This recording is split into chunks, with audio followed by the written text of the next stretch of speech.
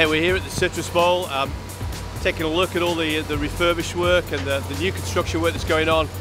It's absolutely fantastic. Looks like it's going to be just an amazing stadium for next year, and I can't wait to open up in March 2015 in a brand new Citrus Bowl.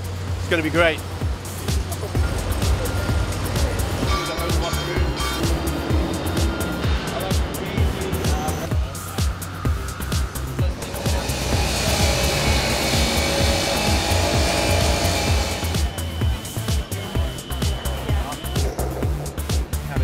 Bars and stuff, but having them against